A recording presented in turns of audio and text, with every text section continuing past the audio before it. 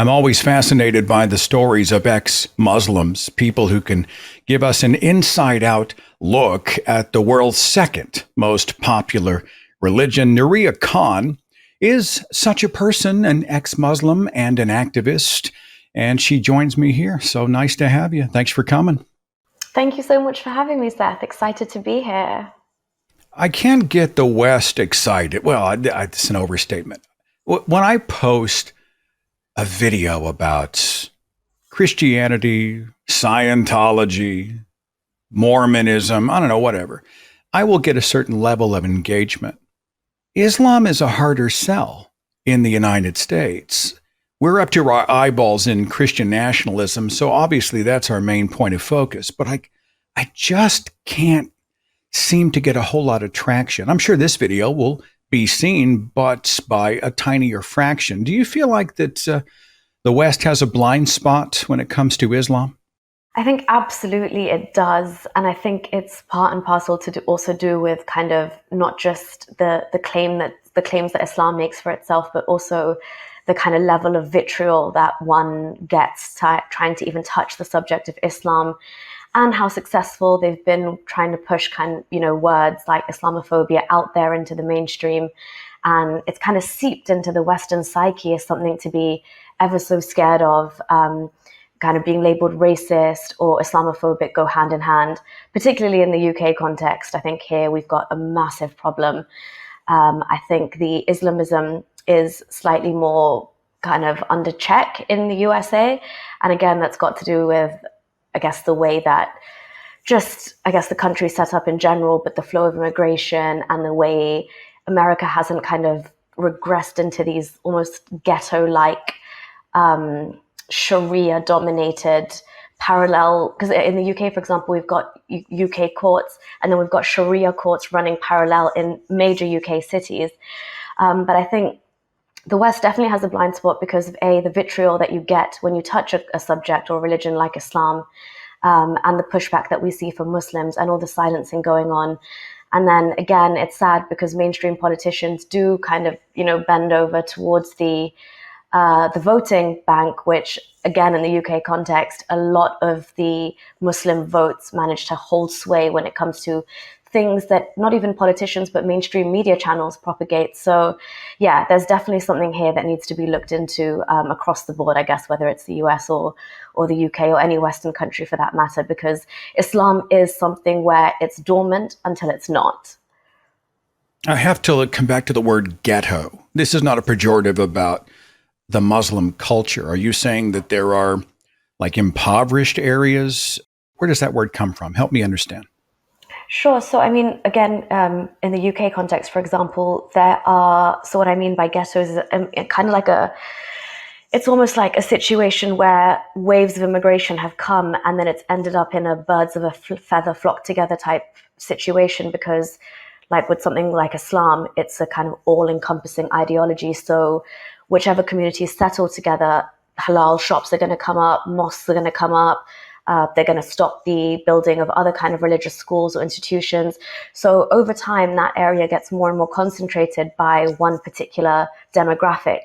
And again, in the UK context, that demographic is overrepresented when it comes to, accessing social welfare, council housing, being unemployed, things like that. And then that kind of just goes hand in hand to strengthen the fervor of Islamism. And we get people who are, for lack of a better word, they're kind of lost in life, or they don't have access to the opportunities that they would if, let's say assimilation had, as a project, been undertaken better in the UK. And so then they get drawn into facets of fundamentalism or things that they hear at the Friday sermon in the mosques, or, things that Islam promises them that they're currently not being able to achieve in their everyday lives. Is it a purposeful desire not to assimilate into the laws of the UK? I guess what I'm asking is, would someone who is adhering to Sharia under the eyes of Allah consider laws of the UK illegitimate? So I think the crux of the matter is that if you are a good Muslim or a Quran abiding Muslim, let's say, then theoretically speaking, you absolutely have to be at loggerheads with, let's say, whether it's Western or secular laws or the law of the land here in the UK. Under the theology of Islam, you are meant to always kind of strive for a state where Sharia, as the Sharia law is redundant as a word because Sharia is the law, but where Sharia reigns supreme. And until then, there are always various levels of struggle at play. So whether it's like a personal struggle in the way of doing whatever you can on an individual level once you have emigrated to a non-Muslim country. And then there's various levels of scholars who talk about, infiltrating from within, and we have to bide our time until we get strong enough or power of numbers so as to, overthrow the current status quo, so to speak, and install Sharia. So I think the problem fundamentally when it comes to being a good believing Muslim, in your heart of hearts, you know that until you are living under Sharia, which is God's divine law, then you're not actually living in the best state as a Muslim ummah. So when I say ummah, I mean the entire nation of Muslims. So in terms of like a worldwide struggle, it is that. And fundamentally, if you look at Sharia and its tenets and its punishments and its governings of all things, it is fundamentally like it comes into contention with whether it's the Human Rights Charter or the kind of secular laws that we've established for ourselves. Wherever in the West, those two things cannot exist together. We're going through a flavor of that with Christianity. We've got people who are like, well, the Great Commission, right? Go ye into all the world. We have dominion over all the earth. God said so. So it's going to be Christian schools, Christian Congress seats, a Christian White House. There's this desire to sort of take over the culture. And I see reflections of that in any fundy faith, but certainly Islam qualifies. The 1st of February was World Hijab Day. This is an annual event I'm going to draw from their own website, and you can comment. The annual event encouraging women of all religions and backgrounds to experience the hijab, spread awareness and celebrate this expression among Muslim women.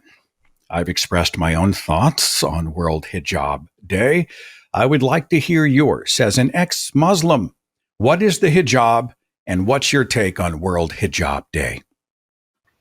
I'm really glad you asked that, Seth, because a lot of us who have come from Islamic backgrounds and understand what goes on behind closed doors to, in most situations anyway, and in different parts of the Muslim world, we have just expressed complete despair at there even being such a thing as World Hijab Day. So we've kind of countered it this year with no Hijab Day, and we will continue to do so long as they, continue to purport World Hijab Day.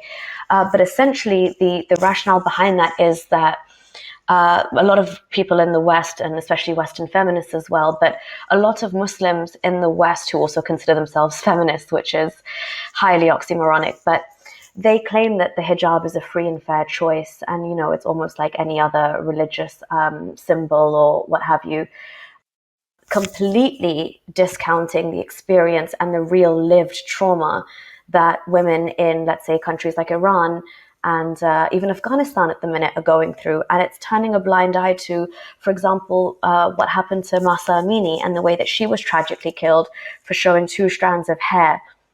And then the protests that ensued after that, and hearing the cries of Iranian women who are saying enough is enough. We're absolutely done with being policed this way.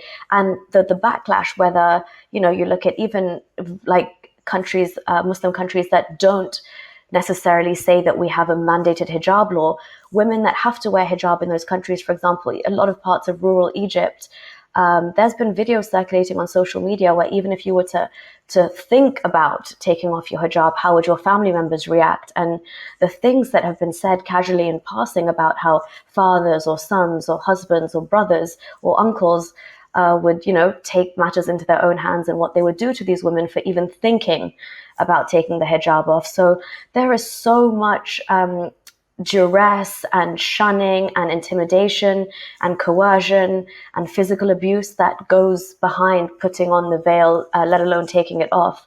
So, absolutely, until until it actually is, with no qualms and no restraints at all, a free and fair choice for women in the Muslim world. Until then, we can't celebrate this as a day or, a cloth to be celebrated. In fact, if anything, it is a tool of oppression. And Islam, the fact that, it can be found in the Quran, and it kind of goes back to, this is the word of God. And if you've got Islamic regimes such as the Taliban in power, or even the regime in Iran, you will see that as soon as, quote unquote, true Islam comes into play, it is mandated for women, and not even women, young girls. So again, it calls into question, how can there be a choice, and how is there free and fair consent when young girls as young as 3 are being forced to wear hijab, and it's being celebrated, and their faces covered up. So it just reinforces hypersexuality, rape culture, modesty culture, purity culture, everything that we're trying to kind of fight against. Do you feel like Saudi Arabia, Iran, Afghanistan, etc., have weaponized World Hijab Day as part of their desire to overtake the culture? I mean, it's a marketing, it's Christmas, as far as trying to make the hijab a positive. Do you feel like that governments may be helping to fuel that fire? I think so. Obviously, it's a bit different, I guess, countrywide across the Muslim world. For example, like Saudi is kind of, especially with MBS in power, he's taking a slightly different approach. But for regimes like the one in Iran, for example, and the Taliban as well, absolutely, they would lap it up. And the fact that it plays right into the hands of, like I said, progressive Western feminists here. I mean, some of the videos I saw coming out of schools in the UK where they've just set up stalls, and they're allowing like little girls from all faiths to come and just try and wear the hijab and see what it's like, almost as if like it's some kind of gimmick, and as you said rightfully, like a PR strategy of some kind.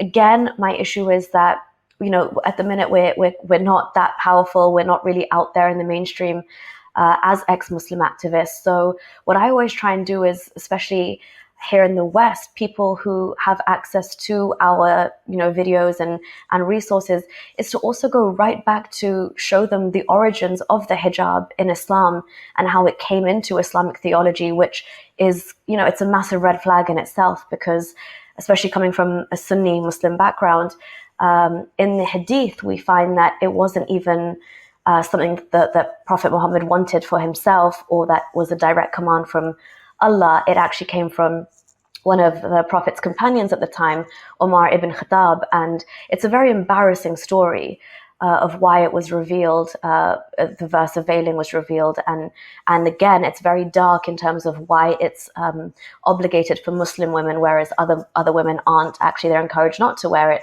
So you can differentiate between the two. So I always try and kind of bring that back into the forefront as well, just to kind of counter this they've had free reign over this PR for so long. I've mentioned the West and my frustrations on this end. And, it's hard. Here I am. I'm a white, middle-class, ex-Christian, corn-fed Oklahoman trying to address Islam. Some people say that I am not qualified because I am not an ex-Muslim, because I'm not engaged or surrounded in the culture. How would you address that? Do I get to participate in this? What do you think? Absolutely, you do, Seth, and please don't let them try and stop you, because this gatekeeping again has been going on for so long. I mean, if they try and gatekeep us, people who are from the communities and left or dissented, and according to Islam, we're now causing fitna or mischief in the land. And what we've done is akin to treason, but the same tactics they use to shut down, especially people who they think that they can apply the Islamophobic or the racist trope to.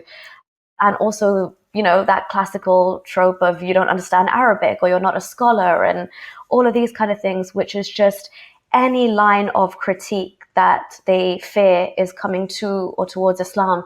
They've used these strategies to shut down and silence people for so long.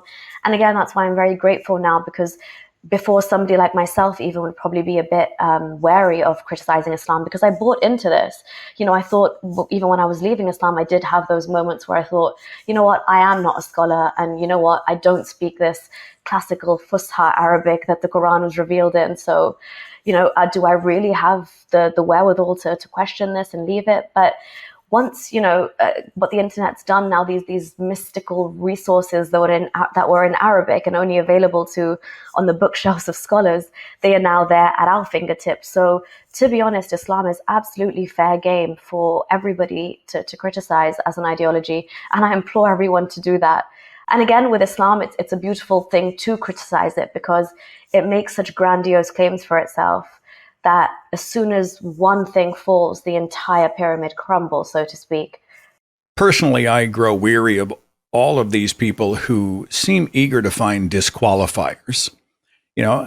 We want to advocate for people across the color and culture and religious or non-religious, the sexuality, whatever differences we might have. People seem far too eager to say, well, you're not us, therefore you cannot participate. But if we see each other as the human condition, right, then this Oklahoma redneck ex-Christian can join hands with Nuriyah Khan, the ex-Muslim living in the UK, and you and I can stand shoulder to shoulder. I mean, I find that refreshing, right?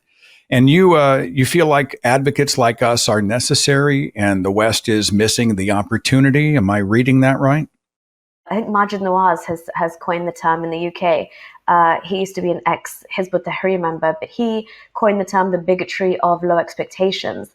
And I think the problem, or like what's lacking in the West in terms of, really realizing these advocacy movements or, what certain activists are doing or these organizations that are coming together is falling into the trap of the bigotry of low expectations. For example, oh, that's maybe, their, let's say, Eastern traditions or that's their culture. And, oh, even if you think that that's happening in that element of society and let's say, young girls are being married off or there's, X amount of child marriage going on or FGM is taking place, then, oh, that's just those people. But surely, that can't be ingrained into their actual religion or what they truly believe, or they're not really acting on the right commands of God. They're skewing things, or culture and religion have meshed in a negative way.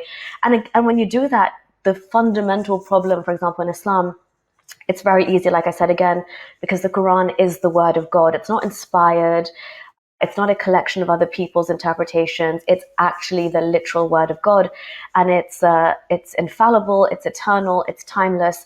So when you've got a document like that is giving rise to so many of some of the darkest horrors of society, there is no time for us to hide behind the bigotry of low expectations, or for people who genuinely care about human rights or secularism and more progressive values in the West to give the Quran, or let's say even some of these Christian fanaticals a carte blanche to this is just some bad apples, but the doctrine is okay. Yeah, Islam is a religion of peace, don't you know, right? I mean, we hear a lot of that.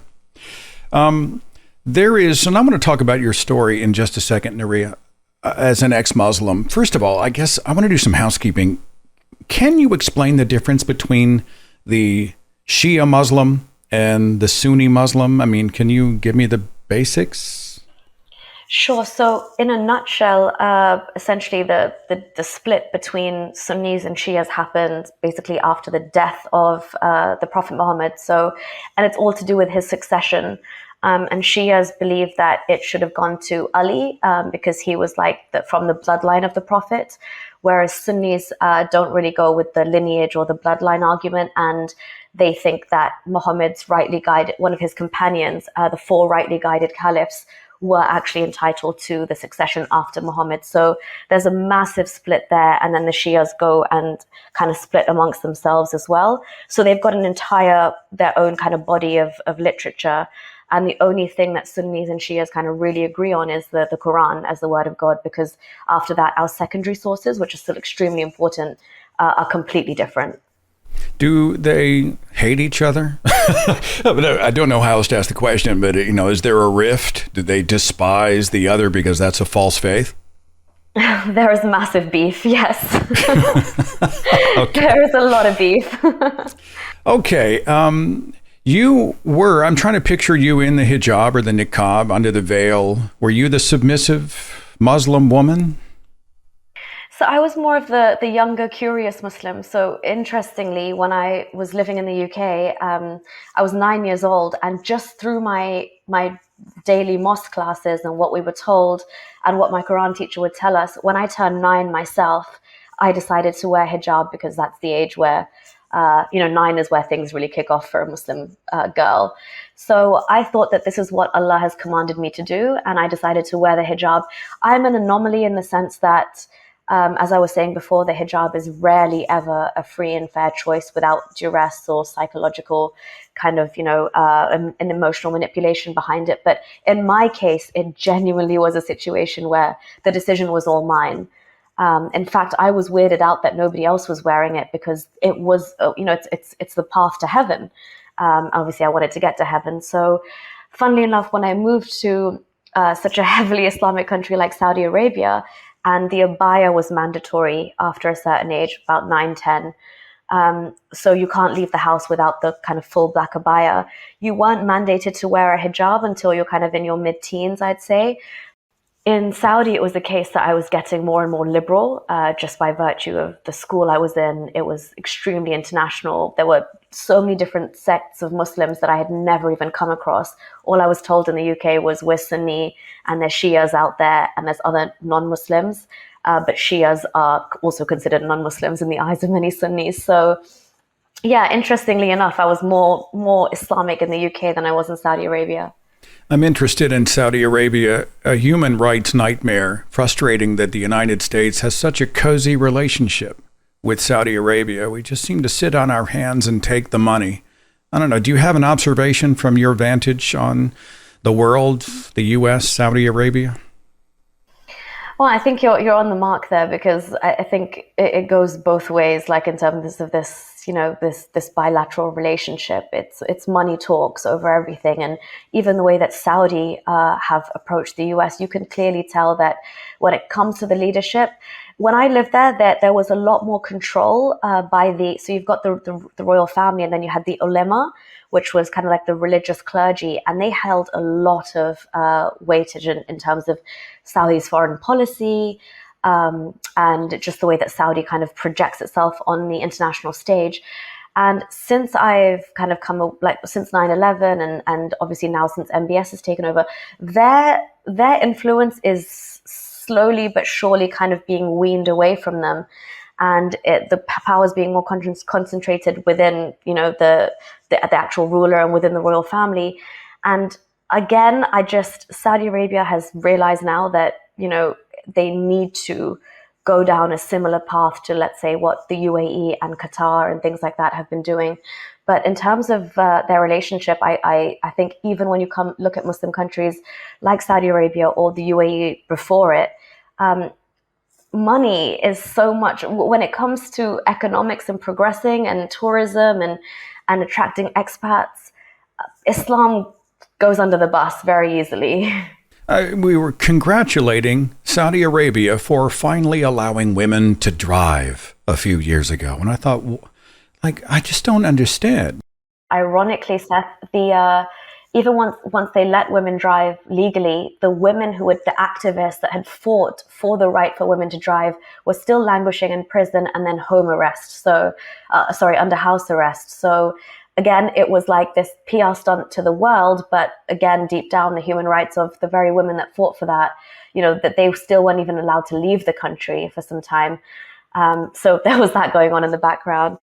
Talk to me about you and the Quran. Did you know your scripture? So essentially in the UK, growing up, again, going to mosque every single day, first and foremost, I guess this is the story in most Muslim households, but you are taught to and encouraged to read it in Arabic. So I was doing that, and I'm not sure if this is replicated across the country here, but in my particular mosque, they actually had a book of translations published. So it was the Quran in English, but again, it was quite old English, I'd say even Shakespearean English. So 7, 8, 9-year-old me is not really, I memorized kind of the first few verses, and I memorized the English for it as well, but then there was no way I could keep up. So effectively, I'd read the Quran twice, but in Arabic, and then I just know the verses, as you said, the cherry-picked verses that you need to get through the prayers. How does Nuriyah Khan, the Muslim, become Nuriyah Khan, the ex-Muslim? What happened? Oh, so it was a number of things. It was just things that I'd pushed to the back of my mind, having grown up in Saudi Arabia and the UAE, particularly Saudi Arabia. You can imagine as a young child going from England to Saudi Arabia and then hearing about, beheadings and things taking place after Friday prayer. And all of a sudden, most of life is segregated. Even going to restaurants, you sit in the family section, all boarded up. So I was being exposed to this kind of Islam that was very different from what I imagined Islam to be. And at the time, I was just being told by, my parents when I'd question them that this is a Wahhabi form of Islam, and here in Saudi, they've taken it to the nth extreme. This isn't really the Islam that we follow. So I was kind of placated with that for a while. Then we moved to the UAE, and I thought, wow, this is a great mix of East meets West, and this is how Islam should be. It's not like shoved in your face, but it's there enough to be like, we're a Muslim country. You hear the call to prayer, but you're not forced to cover up. You can intermingle with the opposite sex. Like, things seem relatively normal. And then I was still very much a believer. I'd come back to university in England. I studied some modules in Islamic law. I was defending ludicrous things in essays like, four marriages and women getting half inheritance and their testimony being worth half in court. And I was defending these with actually Quranic and Islamic jurisprudence texts. But then it wasn't until I went back to the UAE as an adult, was in a horrible marriage that I tried to escape and get out of.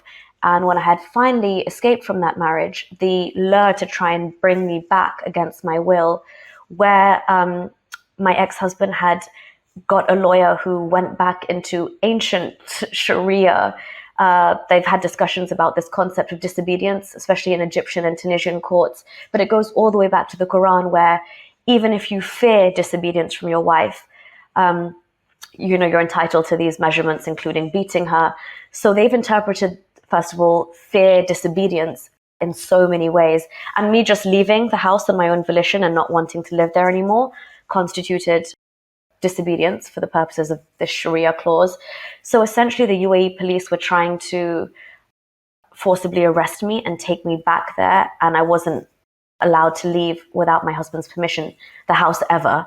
So this is like hardcore Islam that was put, down on me. But again, at the time, I was a staunch believer in Allah and, the true Islam that I thought. So I imagine this was just men in positions of power abusing their power, and they've distorted the word of God.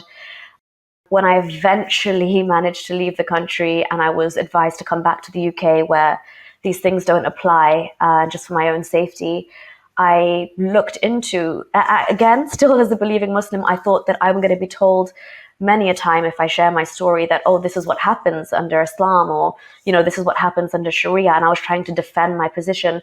So I tried to understand as a like now with an adult mind, that how have some men got something so twisted out of such a divine message from God? And Sharia, by virtue of it being derived directly from the Quran, I went to the Quran, and instead of being all mystified and, oh my gosh, I'm coming face to face with the words of God, I thought, let me legally read this text and see how from this verse you can get this legal stipulation. And then when I read the Quran verbatim in English, honestly, Seth, it was like just the rug being pulled from under my feet. And then I went back to Muhammad's life, the hadith that I mentioned earlier, which was so important for Sunnis. I went back and read the life of the Prophet, and I was sick to my stomach. Did you find yourself defending, I don't know how else to say it, Muhammad the pedophile, right? Married at 6, consummated at 9, right? Was it Aisha was the name of the girl? Did you find yourself defending that story at some point? Absolutely not. And again, this is what's so insane is as a Muslim, I had no idea. They taught me hours and hours of things in mosque and in Quran class, and not once was I told that his youngest wife was 6 years old. Let alone that he consummated the marriage at 9. The first time I came across that was as an adult back in the UK, where I could actually freely research these things, because you have to remember as well, growing up in the UAE and Saudi Arabia, everything was monitored online. So even using VPN, you couldn't even be seen to be looking at websites that were contrarian to Islam or had any kind of differing opinion, if you know what I mean. Yeah. So I never knew.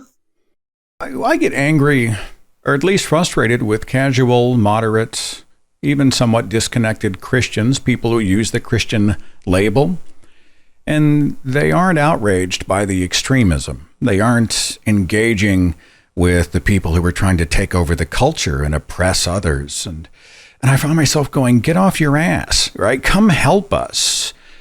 And I feel the way that I feel about Christians, moderate Christians, I feel that way about moderate Muslims. Is that misplaced? Like, part of me is thinking you are kind, good, wonderful, loving people who will support humanistic values. You are not aligned with the jihadists, but you're awfully quiet, and we could sure use you. I don't know. Is that wrong-headed, Nuriyah? What are your thoughts?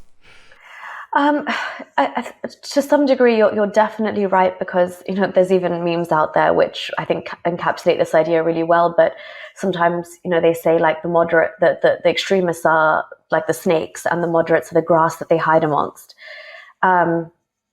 And in a way, even for example, if an extremist is, let's say something like with the apostasy laws, an extremist of the view that an apostate of Islam should be killed, there are moderates out there who know the extremist is saying that, and they, as you said, they're either awfully silent on it, and they're saying, well, we won't do it, but he will, in the name of our God.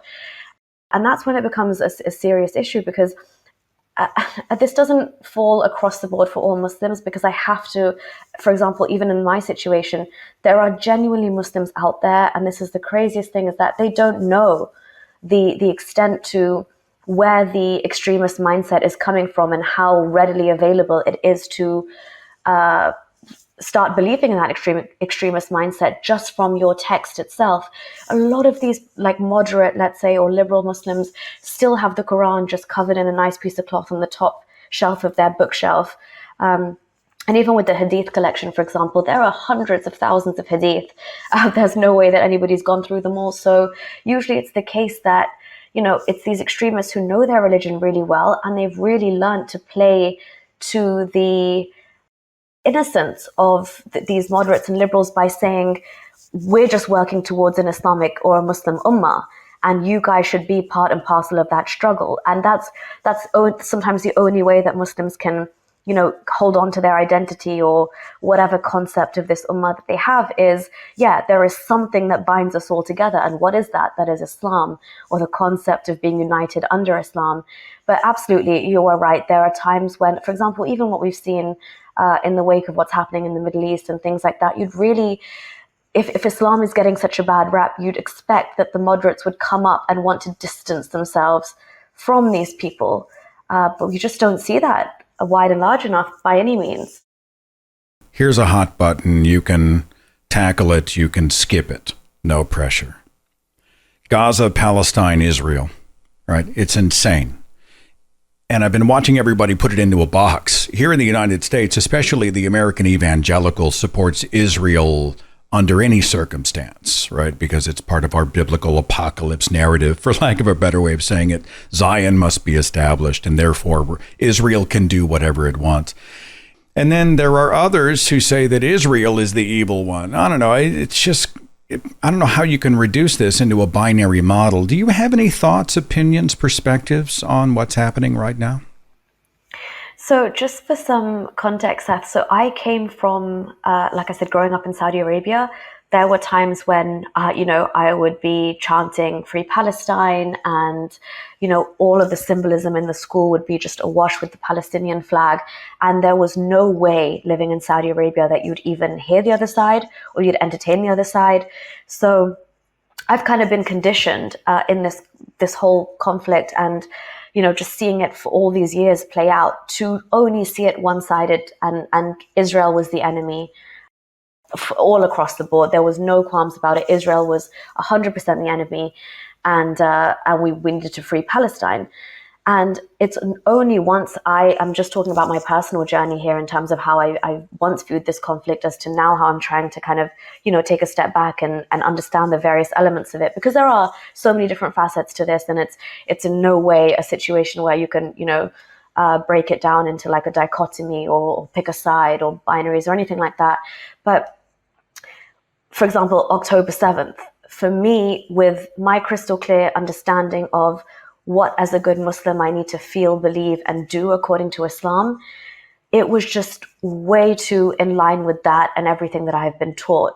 So I never confronted the actual levels and depths of anti-Semitism and hate it for pretty much everybody else, but the core anti-Semitism that comes from the Quran and, like I said, the Sunni literature. I'm sure even the Shia literature is filled with it, but Sunni literature in particular. And this, again, I've had to personally, just to understand this conflict a bit better, even if people say it's not just a religious conflict, to understand the religious element of it, I had to honestly go to courses about anti-Semitism and things like that to unlearn basic ideas that were put into my head, whether it comes to Jews or Israel or all the most far-fetched conspiracies that you could think of. And, Israel and America working in tandem because those are the biggest enemies. And especially when you take a religion like Islam, those are the two enemies that you continuously focus on. And this is kind of where and the broader Western world as well. But this is where the concept of Dar al-Islam and Dar al-Harb really comes into play, which is the house of Islam versus the house of war. And until America and by extension Israel are in power and more powerful, Islam will continuously be in a state of Dar al-Harb in an effort to attain Dar al-Islam. So yeah, from a humanitarian perspective, it's extremely tragic what's happening. But then when you see that Hamas have absolutely no care in the world for their own civilian casualties and the channeling of funds and things like that, and the fact that, the ceasefire was broken on October 7th, I wasn't I didn't want to be quick to react and just have a knee-jerk reaction to it. But I feel like it is my job as an ex-Muslim to also show that, this isn't just some benign, geopolitical, I guess it's a toxic conflict, if anything, but it is more than that. And when people try and play down the religious elements behind it, I would implore them to look at, like you said, even from the Christian and the perspective of Judaism, there is going to be a final end blow here, but Muslims are trying to bring that on just as much as the other side. So there are, both sides are to blame heavily when it comes to this and the fanatical elements that religion allows for to be where we are today. As we talk about, you mentioned, you sort of grazed over the fact that we tend to be reductive. I've heard that, Palestine loves Hamas. They voted in Hamas. They support Hamas. They've got it coming, right? They're all guilty. So if we bomb the shit out of them, they kind of deserve it. Perspective on that? Well, I think Palestine, even what's happening now with videos coming out of Gaza, you see that the Gazans themselves are getting sick of Hamas, and that they're begging just to leave, to live in peace, and for the bombings and things to stop. So when yes, I mean that there's been polls where the majority of Gazans, let's say, would still favor Hamas, but the more that this conflict is going, and then the more the world is seeing how many, young lives and innocent lives, I would say innocent in the sense that they are also victims of this evil ideology, and they're victims of these fanatical fascist Islamists who, to be honest, are living the most luxurious lifestyles abroad in the GCC, particularly in Qatar. And the people, it's trickling down now to the people where if they are appreciating IDF soldiers and saying that we appreciate you more than Hamas, then that there's seriously something to be looked at here, because the people themselves now are done. They can see the Islamists for what they are. Hamas does not want peace. They have made it extremely clear. And obviously these things are, clear as day to see in their charter. And the charter links all the way back to Islamic doctrine. So again, this is, when I say toxic, it's just because when you've got those religious elements at play here as well, and you've got this concept of domination and the point of contention that this is such a holy site, I worry for the safety and the lives of all these Gazans who genuinely are done. I've heard ex-Muslims say this, and talk about a hot button. Is fundamental Islam a racist faith?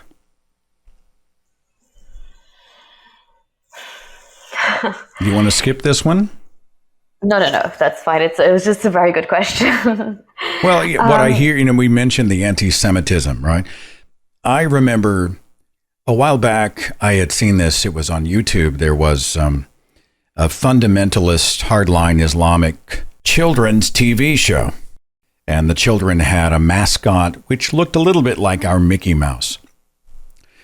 And to indoctrinate hate into the kids, they had a Jew come in and kill the mascot.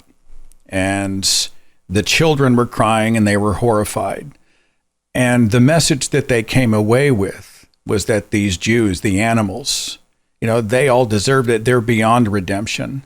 And they will kill everything that we hold dear. Now, these, 6-7-year-old children, talk about victims. And so I have to ask about, is there rampant racism within fundamentalist Islam itself? I would have to argue, yes, there is. If anything, I'd say it starts off with Islamic supremacy. 100%, that's kind of like the benchmark. And as you rightly said, as a young Muslim child, again, I feel awful for even the way that my own mind was conditioned. And like I said, it's, again, depending on the sect of Islam, but fanatical Islam most definitely is racist and hierarchical, if anything, because even within, let's say, the Islam that they want to establish, there's going to be Muslims and, let's say, whatever sect is dominant, the other Muslims would also kind of be, not considered Muslims for those purposes. But when it comes to Christians and Jews and polytheists, the polytheists are very much at the bottom of the hierarchy. When it comes to Christians and Jews, the Quran does refer to them as people of the book, obviously, and Islam latches on to a lot of the prophets that are mentioned in the Bible, the Old Testament and the New Testament, and they kind of make that connection. But again, it's very much overshadowed by, their books have been corrupted, they are the scum of the earth, all of these things. And obviously in Muhammad's lifetime, what he experienced and the interactions that he had with Jews, and some of the times that he was mocked, and even the fact that I personally think the fact that a Jewish woman, according to Sunni scripture, had a hand to play in his death, has also kind of really emphasized this hatred in the Islamic psyche for anybody that is not Muslim. And that's what Islam is so good at doing. It's us versus the other. Now the other, everybody falls into that category. So even when I was growing up as a young Muslim girl here in the UK, I was taught that Shias are not proper Muslims. I was taught to not, truly befriend Christians and Jews. All of these things, and it comes so naturally when you're a young child and your brain is like a sponge, and you're absorbing information. You're absorbing this information from figures of authority who you naturally look up to. It can be very, very problematic, and you can only imagine if this is happening within families where you're at least still exposed to other ideas and progressive values at school or by society as a whole. When this is happening in enclosed spaces within madrasas where you have no alternate thought, it just intensifies, and you really view the other as, completely not worthy of anything human. And this is also the way that Muslims currently treat us, the way they refer to ex-Muslims. If you were to see on X, Seth, if they call us murtads and murtadeens and kafir, these are all slurs. These are very pejorative slurs to make you feel like, you're subdued. The same thing that the Quran says to what you need to implement in, again, like I said, in a perfect Islamic state that the fanaticals want. Christians and Jews would be dhimmis. So dhimmi is a second-class citizen who you're essentially paying protection money to the Muslim rulers and leaders just to exist.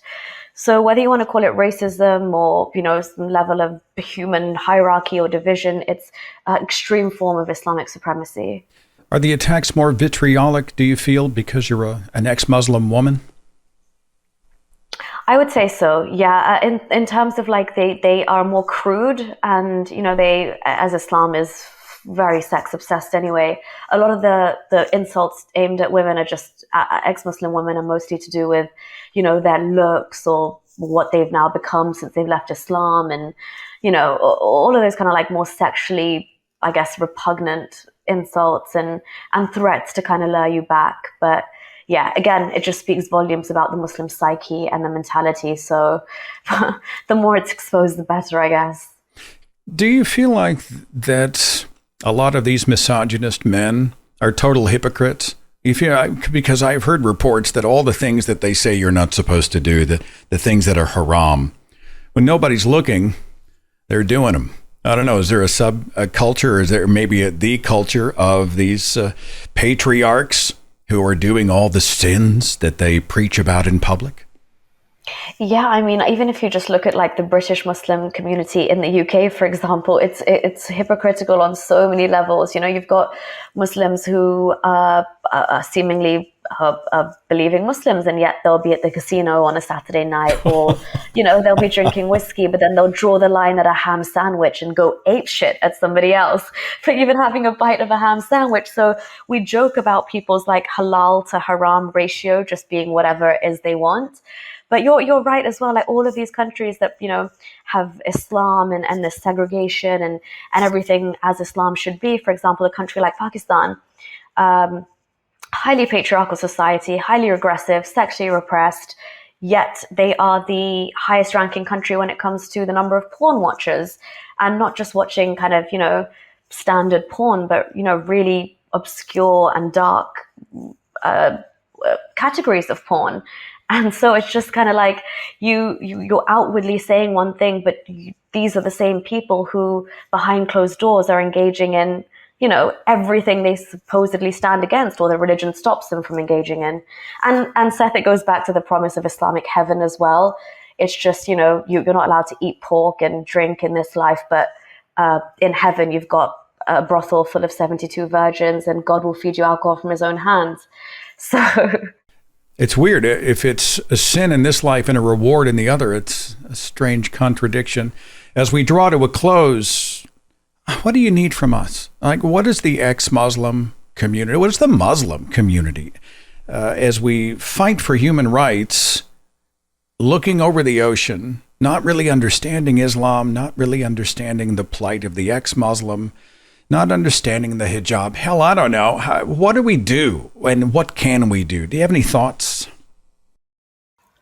Oh, that's a really good question. I think, like you said initially, just to bring this conversation full circle, I think first and foremost, dialogue. The fact that we're here today, and the fact that I can show my face and have this conversation with you, knowing that I could probably live to see another day, means that we've definitely got somewhere. Not that that's saying much, because I live in the UK, and it should be, it shouldn't be a second thought that should be the case.